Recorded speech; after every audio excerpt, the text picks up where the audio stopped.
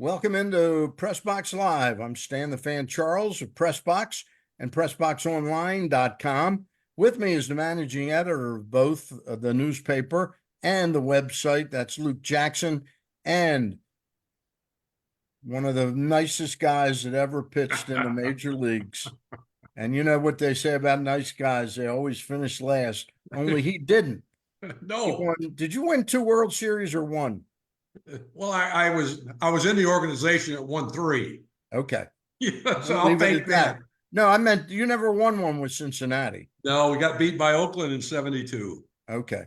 Went to the seventh game. So yeah. Anyway, that's Ross Grimsley who's talking right now, and I had the pleasure to see Ross on what was it, Friday night at Camden Yards, South, otherwise known as Ed Smith Stadium. Little Camden. Autograph signing there with Mike Devereaux and John Stevens. Yes. Great time. It was a good time. It was a lot of fun. I think you got to meet the new owner, I believe. Yeah, I had a chance to bump into him. My cousin Ron Matz and I were walking with Alex Stetka. She was going to take us to you guys that were signing the autographs. And all of a sudden she goes, if you turn around, he's right there. And I said, who's right there? And she says, David Rubenstein. So we turned around and I walked up to him.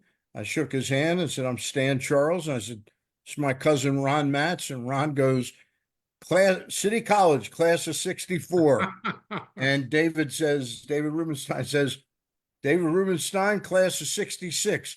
Who were some of your teachers? And he proceeded to tell Ron, and this is a guy who graduated from Duke, that the best teachers he ever had were his high school teachers at City College. That was really fascinating. Really? Yeah. Yeah. Well, I got to meet the mayor of Sarasota. Oh, good. Spent time with her.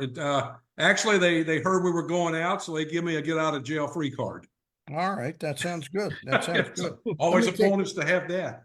Let me take care of a little bit of business before we get started. We've welcomed the new sponsor in, and if you're craving that classic New York deli experience, look no further than the new Atman's Deli in Baltimore's Harbor Point. Corned beef piled high, hand-rolled bagels, and something different. A bar that has food and drink specials every day. That's Atman's Bar. Now open for breakfast, lunch, and dinner. Dine in, grab takeout, or hang out at our bar for the next O's game. Atman's Deli, an authentic taste of Baltimore tradition since 1915. Find us at Harbor Point or visit atmansdeli.com. AJ Michaels, what company has the expertise and technology to make your home substantially more energy efficient, comfortable, and even virus-free? That would be AJ Michaels Heating and Air Conditioning in Baltimore and Annapolis, and at ajmichaels.com. And I'll break it up that way. I'll do those two, and then we'll hear from Superbook Sports and the Costas Inn a little bit later on in the show.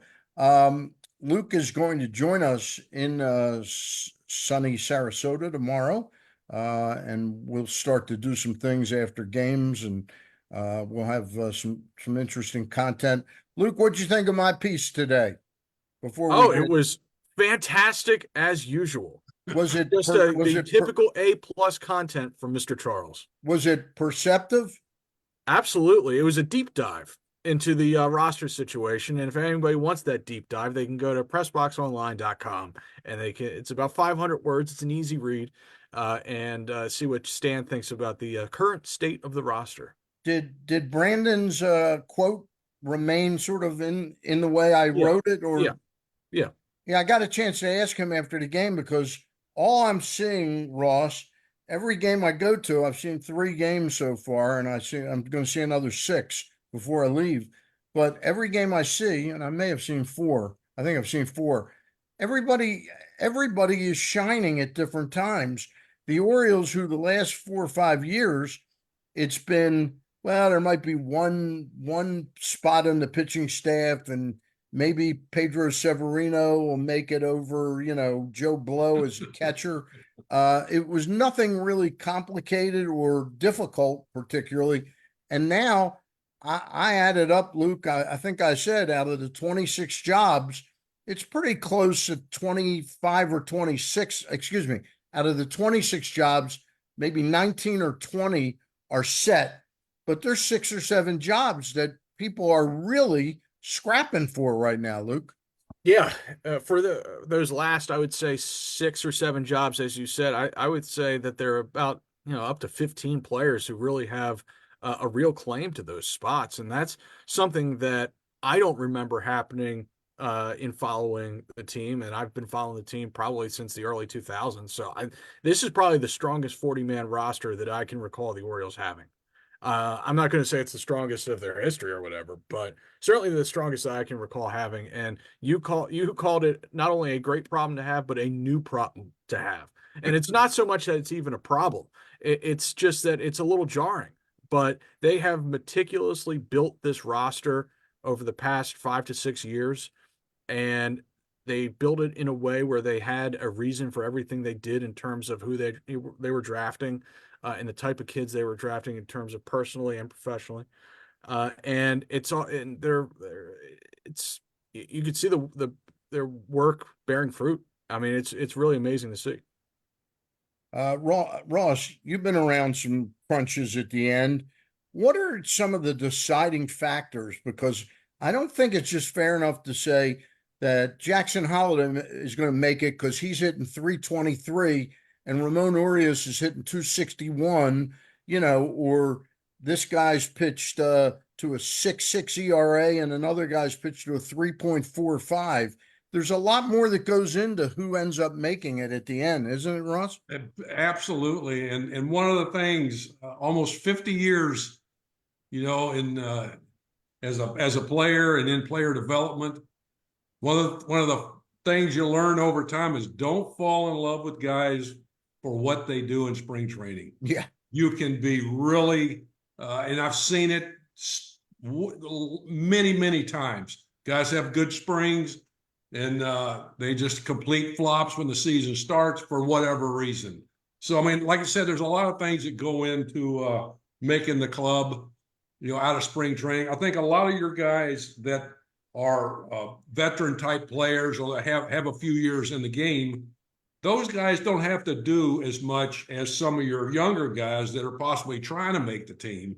But then again, what they do, you got to understand, and we talked about it before, they're not facing guys that are ready pitching wise. Yeah. Hitters, they're probably ahead of the pitchers now, and they're facing some pitchers that are, were invites to spring training or getting a look-see or getting their feet wet to see what it's like at the big league level, how to play at it, how to act, what to do. So there's a lot of things go into it, but I think you lean more to the guys that have been there. They won 100 games last year. Yeah. And a lot of guys did good things, but a lot of the guys I think are basically are on the team.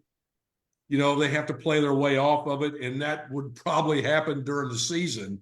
But you got to be really careful, like I said, falling in love with what guys do in spring training. Now, the last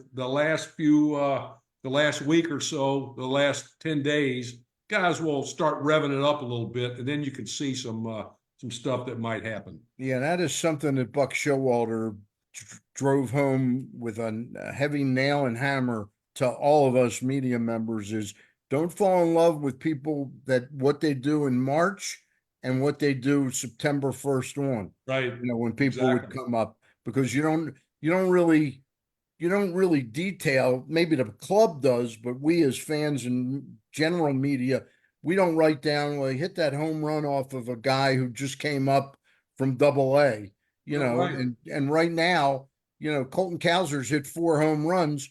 I'm not questioning whether he's for real or not. I think he's really made some substantive changes, but we don't know whether all 4 of those were hit by guys that were reassigned the next day to minor league camp or whether they were number 1 or 2 starters. A lot of times it's a lot, like I said, a lot more goes into picking them than what their numbers say. I mean, you take some of the guys that played winter ball, some of the Latin players, I mean, they're coming in, they're ready to go. Yeah. They played all winter, but basically, so they're going to be ahead of the players that didn't play during the winter. So they kind of take their time getting ready because they're already basically ready. So that comes into play as well. And a lot of people that have been around the game know that, and see that they can make their decisions as they go along. Luke, Brandon Hyde was quick to point out at the end of that quote that, hey, remember who makes the club on, March 28th to play opening day isn't necessarily the guy that's going to be there 30 days later. He pointed out that last year, two of the more important members of the club were Ryan O'Hearn and Yenier Cano, who were both left to AAA. And Danny Kalum wasn't even on the roster until a few days before camp. That's correct. So, Yeah. yeah, I mean, there could be another Danny Kalum like move coming in the next couple of weeks. Absolutely. And to his point, you're going to need, I would think, roughly 50 players to get through a 162 game season. Yeah. And the average number of starting pitchers used by major league teams last year was something ridiculous. it was 12. And so, and some of those guys are making just like one or two starts, spot starts here and there. But it speaks to just how much depth you need in your starting rotation in order to get through such a long season. And I mean, consider this. We thought that the Orioles were coming into camp with 7 starters for 5 spots. Well, they're already down to 5 starters for 5 spots, and they're one wonky elbow away from Julio Teheran in the rotation. That's where, and that's just sort of the nature of the beast. We woke up today and, we were scrolling Twitter and we saw that Garrett Cole is getting an MRI on his elbow, unfortunately. And hopefully that turns out to be nothing. But I mean, it can happen to anybody. And you can go from having a lot of depth in your starting rotation to having no depth in your starting rotation in just like a couple of days, it seems. Yeah.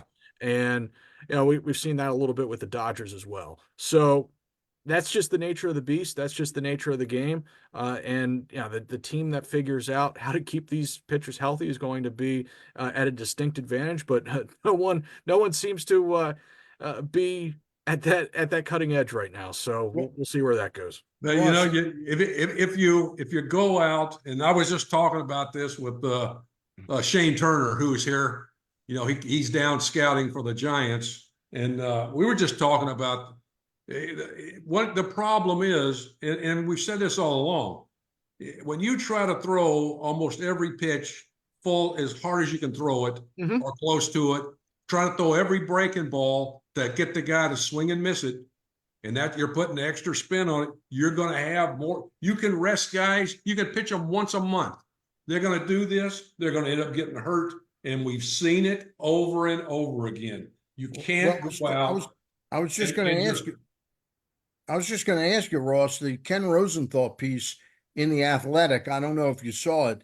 He talked to Dr. Keith Meister, one of the leading orthopedics, who really set off the alarm bells about the spin rate, and the swerve, what's it called? The slurve?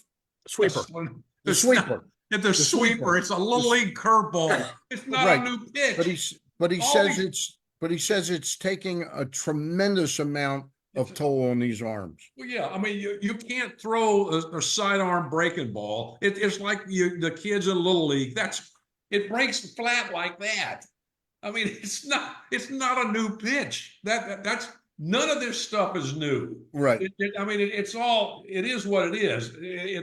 But you get guys that are it's suddenly very in vogue because it gives the batters a different look. And that's what a lot of times pitchers are looking for. I remember a crappy batter. I remember David Cohn really used to drop down from the side. They called it the Laredo, which was nothing more than the sweeper. Sidearm curveball. Yeah. But it's a different look that the hitters aren't used to. And it's not a new pitch. They used to call it the Willie Horton curveball. The right-handers would throw it to him, drop down.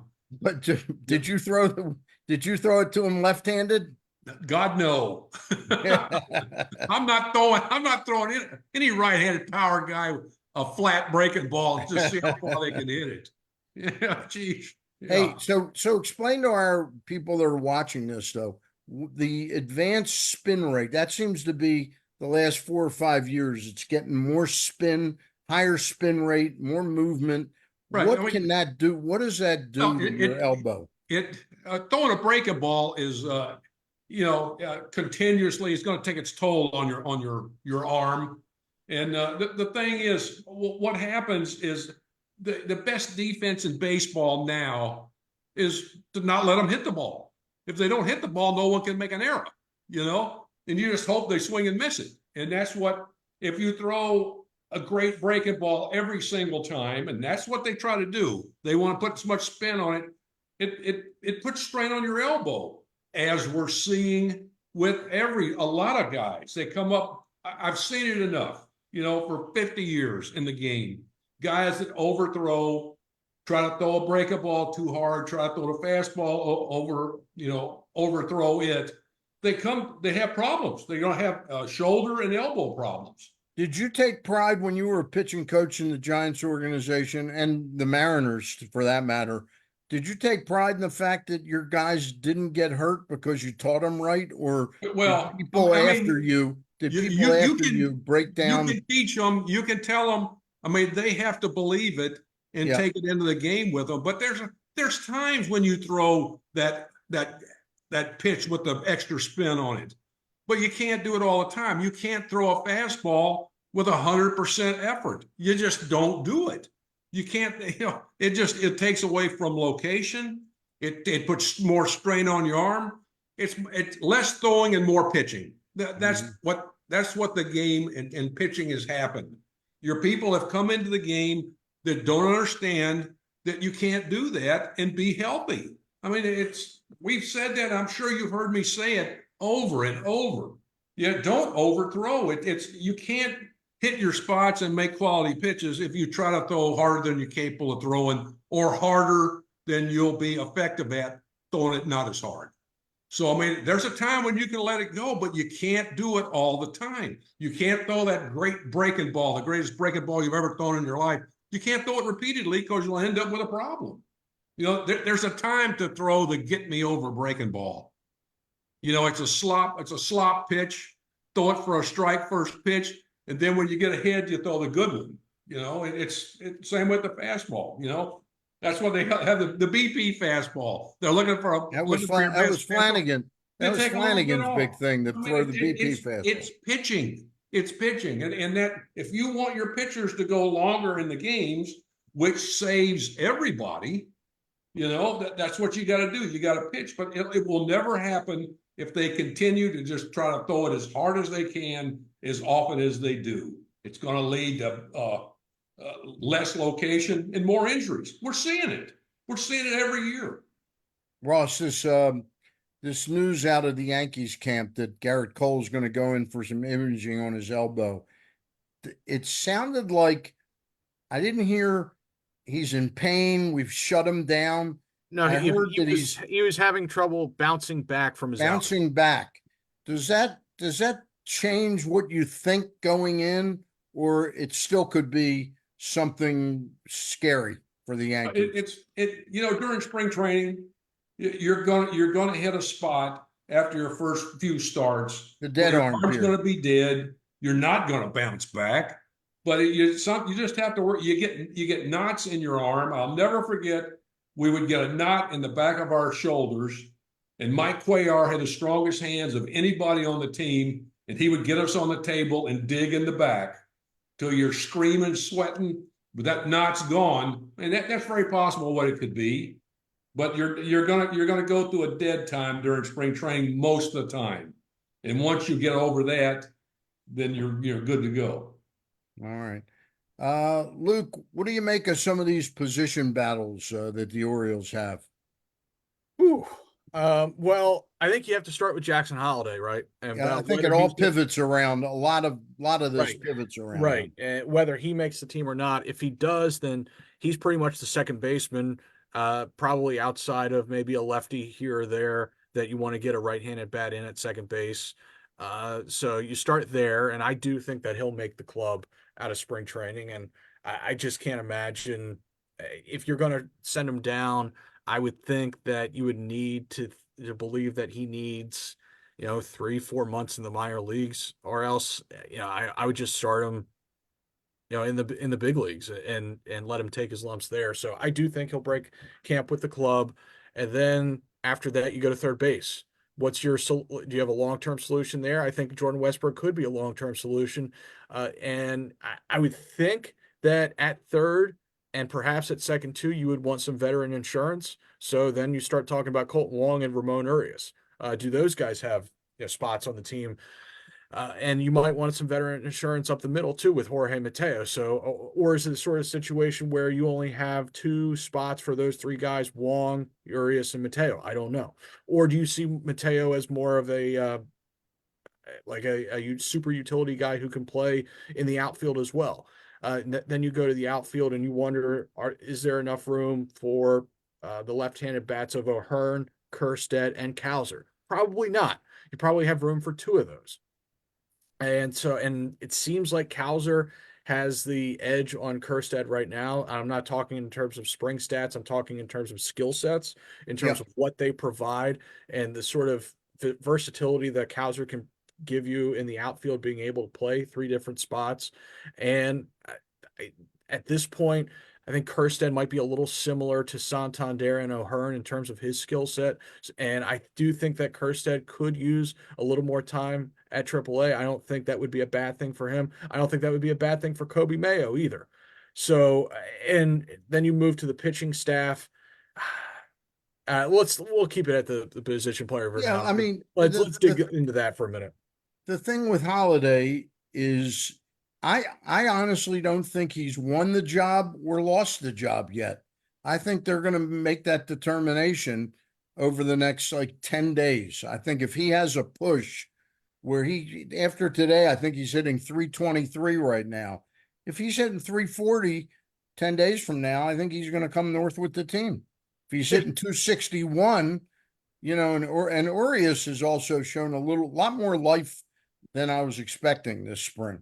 I do think that Urias, I thought at the beginning of spring that he would either be a trade candidate or a buyout candidate, meaning that I don't know what the figure is in the current CBA, but if you get to a certain point of camp and you have a non-guaranteed arbitration guy, you can buy him out for it was a sixth of his salary, Right. or like a month of his salary. And then he becomes a free agent. And then he becomes a free agent. He can sign wherever he wants. Yeah. So, and I thought that could be a possibility with Ramon. I do think he'll be on the team just because of that veteran insurance early in the season. A guy who Brandon Hyde trusts at third base, trusts at second base, not the most range at those positions. And I thought he took a step back defensively last year. Definitely took a step back with the bat. But I think Brandon trusts him at those positions. And I would suspect after last year, he'll bounce back a little bit. If he makes the team, Luke, where does that leave Jordan Westbrook? He's still got an option left, doesn't he? For me, I think Westbrook makes the team, and I think he'll get the first shot at being the everyday third baseman. I do. Okay. But with the Urias around, if Westbrook falters, you at least have a veteran around who you know what you're going to get out of him. So that's where I'm looking right now. I do think that Westbrook will get a shot at third base. Ross, what happens with guys like Mayo and Kerstead and Norby, especially Norby, that feel, hey, I've done everything I can do in the minors up to this point, and it's just not good enough with this organization? Do they get more motivated? Do they get pissed off, or is it kind of a combination of both?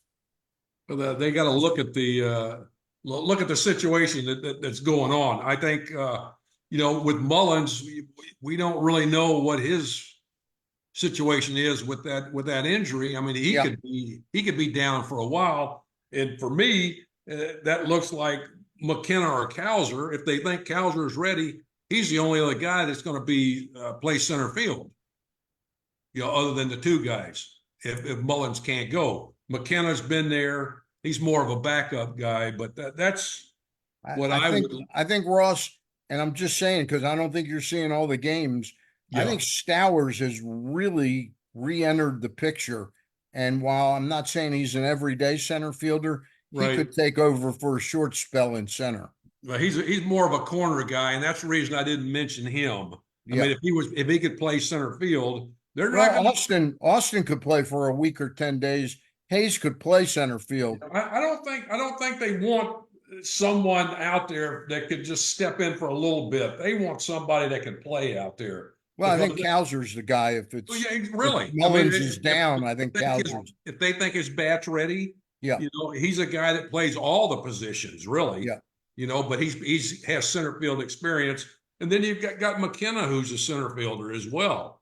But the other two guys, I don't think you want to put guys out there that are well, that he can play there. No, we want somebody that's going to be effective and we can depend on, because this is a team that's right in the race. yeah. They don't want to do something silly and set themselves back. Luke, you know, manager Brandon Hyde, there's no question he likes and trusts McKenna. Mhm. But an objective eye watching this spring, Mhm. Kyle Stowers hitting like he is right now just offers you so much more than McKenna.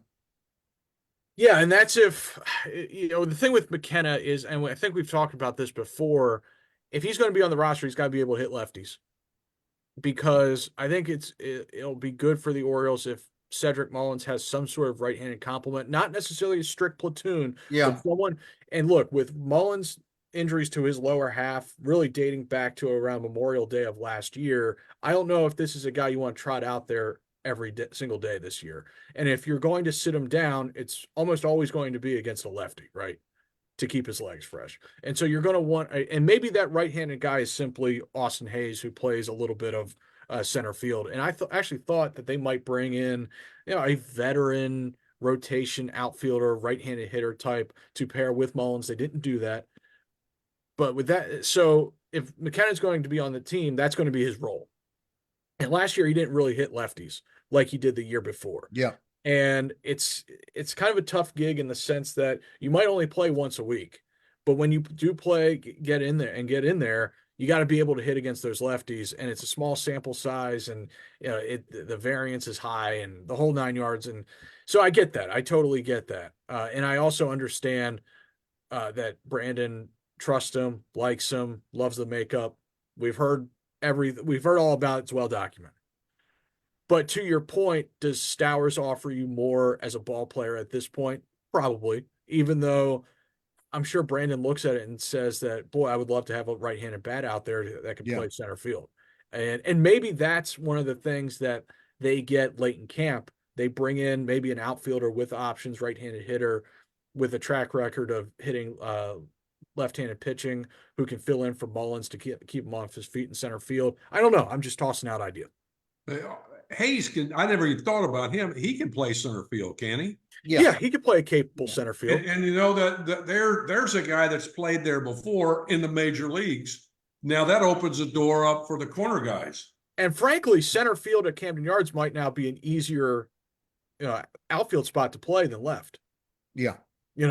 And Yeah. so, and that's I another mean, thing. I'd honestly prefer to have Hazen left at Camden Yards, Right, but I understand the center field position right, is the go-to position. right. And so that's another thing you have to take into account too. When you're playing at Camden Yards, you're going to have a rangy left fielder as well. All right. Let me take a moment to welcome in a couple of our sponsors. Normally I reserve this time for the Costas Inn, but we're so excited to have our friends at Atman's, the new Atman's Deli in Baltimore's Harbor Point, with us, that we're doing them as well in these Zooms. But baseball season is just upon us. The March Madness NBA playoffs are going to start in about a month. It's a lot of action going on. And if you like action and you're looking for a place to put down your action, let me tell you about Superbook Sports. They're the most trusted name in Vegas. I mean, they've been in the sports book business for a long, long time. The rest of them, the names you hear, a lot of them have been in it for a cup of coffee. Superbook Sports is offering you now, if you sign up and use the promo code like my name, Stan Charles, add the number 23, and that's because we started this in 2023. Stan Charles 23 or Glenn Clark 23. You'll get a $250 match bet on your first bet on Superbook. So you can't lose with that promo code, Stan Charles 23 or Glenn Clark 23. Don't miss out this baseball season. Visit superbook.com for terms and conditions. Gambling problem? call 1-800-GAMBLER. And we'll tell you also a little bit about the Costas Inn. We're talking with Ross about where we're going to eat down here. We're talking about going to a place, Carl Emmer's Alpine Steakhouse, which is one of my go-to places. If I were in Baltimore and guys were coming into my town, I'd say let's meet at the Costas Inn. Costas Inn has been open in the same location, 4100 North Point Boulevard. They did a redo about 10 years ago. So it's not like you're walking into an old, funky, rundown building. They've kept up the Costas Inn. It's really, really nice. Great service, great food. Again, it's mostly known as a crab house, but it is much, much more than a crab house. Check out their menu at costasinn.com. If you're still a little nervous about going into a restaurant, we're not surprised. Some people are. You don't have to. You can order the food online. You can pay for it online. And when you show up to pick it up, they'll bring it to your car. Everything is packed perfectly. So you're not going to have a lot of, your crab soup falling into your grandmother's chicken salad sandwich. It's all there at the Costas Inn. Great specials Monday through Friday, both seafood, beef, pasta, fish. It's all there. Costas Inn, 4100 North Point Boulevard. Guys, our remaining time on the show. It's interesting. Yesterday, I heard that Albert Suarez didn't have quite as good an outing. And Rock Kabatko was saying, can we pump the brakes a little bit on Suarez now? Really? And then Julio Teheran today, pitching at Tampa, I think gave up 4 runs in an inning and 2/3 or 2 1/3. So I guess, like Ross said, you can't put too much into what you're seeing in the spring. But do we think one of these guys out of nowhere is going to make the team, Luke? Well, I think there's a decent chance that Tehran makes it. I mean, he's signed for 100,000, and they do have a need for a long man. You So mean I a think they're- guarantee? Yeah, yeah, You yeah. got like a signing bonus. Yeah, which is unusual for a minor league signing. Yeah. So yeah, I think that there's a chance that he's the long man. Could also be Bruce Zimmerman, but he's got options, so he's going to be going up and down, I would imagine. I think that he'll start in the rotation for the Tides. So yeah, I think Tehran could make it, and then generally speaking, for a guy like Suarez, who signed a minor league deal, he can go down. I assume he doesn't have an opt out. That's probably going to be where he Yeah. ends up, and then we'll see him. Like we were saying before, there's going to be about 50 players used to get through this season. The 26 names that begin on the roster on opening day. It's symbolic, and it's a cool thing for guys who have not been on an opening day roster to have that moment where they come down, they walk down, run down the orange carpet. That's cool. That's awesome. And Ross, I'm sure you have some great opening day memories, but ultimately, the playoff roster is more important. You're really. Hey, Ross, a player like O'Hearn, I like, you could tell last year he was on. And I didn't think it was a fluke while he was doing it, but I still remember when Earl came back and managed that second half of 1985, this half seasons that he witnessed Floyd Rayford and Mike Young have, that said, hey, we're not, I'm putting words into what they did. We're not suspects anymore. We've made it. We're regular major league players. And 8 months later, he's telling me in May, you think I'm worried about Ripken and Murray getting off to a slow start? Right. The guys I'm worried about are those 2 guys over there. And he pointed to Rayford and Young, and he says, they haven't done it before. Right. Is there a little bit of organizational wisdom that pumps the brakes on saying that Ryan O'Hearn is an established, like, star quality player? No, he's, I mean, you do it once, that's, hey, okay, do it again. It sets you up to have to do it again. Well, no, really. And I mean, you kind of earn your way as you go.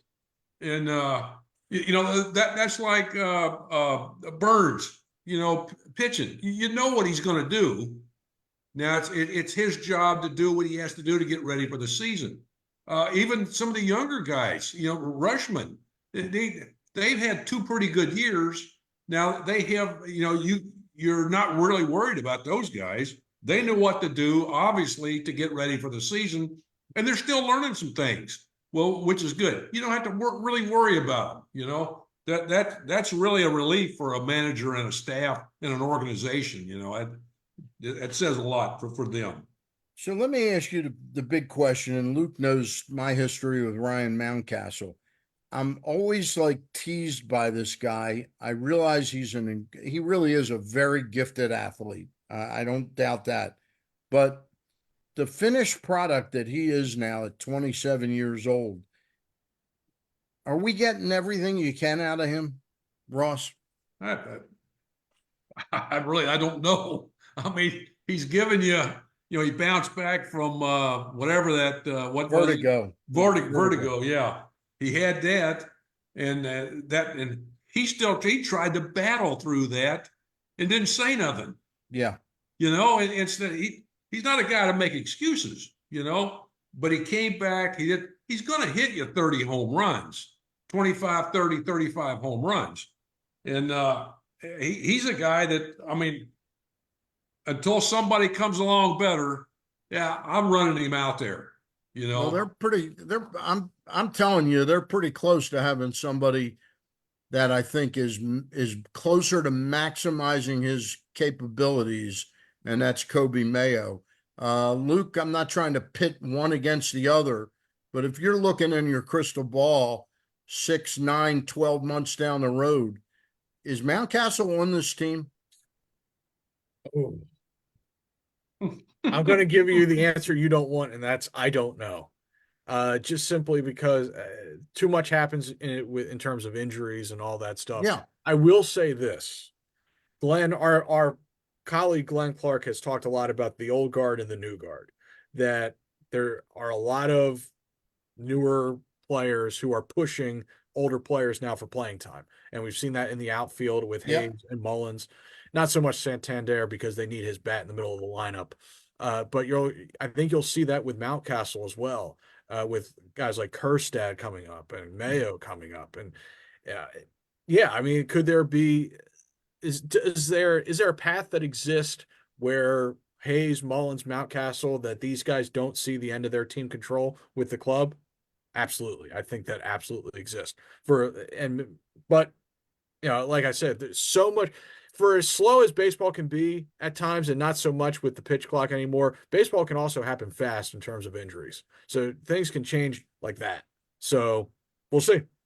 All right. Hey, guys, it's really been great. Are we getting together for dinner tomorrow night, Ross? You got it. Hell yeah, All right. brother.